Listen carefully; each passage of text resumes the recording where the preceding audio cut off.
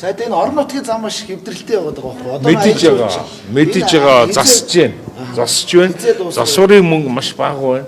Тэгээд ер нь бол одоо би түрүү уулзахтай хэлсэн шүү дээ. Бид нар төр үеийн хвшлэлээр замаа дандаа зарлж байгаа.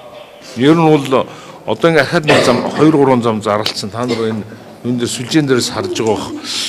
Жишээлбэл Чойр Улаанбаатарыг бид нар төр үеийн хвшин түншлэлээр зарлж байна. Мөн Хамбогд Мандалгуйг зарлж байна. Мандалгуй хөшгтийн хөндийг бас зарлж байна. Тийм учраас ингээд бид нар аль болохоор замуудыг энэ том замуудыг төр үеийн хвшлийн түншлэлээр явуулнаа.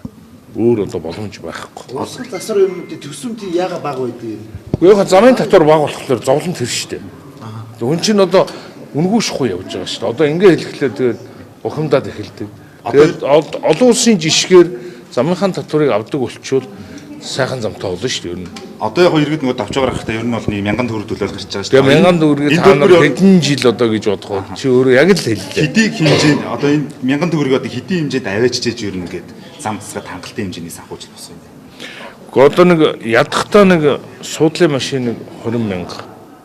Тэгээ ачааны машиныг яасан 50,000-ыг төлөхгүй бол үнэхээр одоо маш хүнд. Би одоо тэгээд 1000 төгрөг өгөхөөс уурлаад байгаа хүнээс яаж 20,000-ыг авах вэ? Та нар бас ойлголоо тийм биз дээ.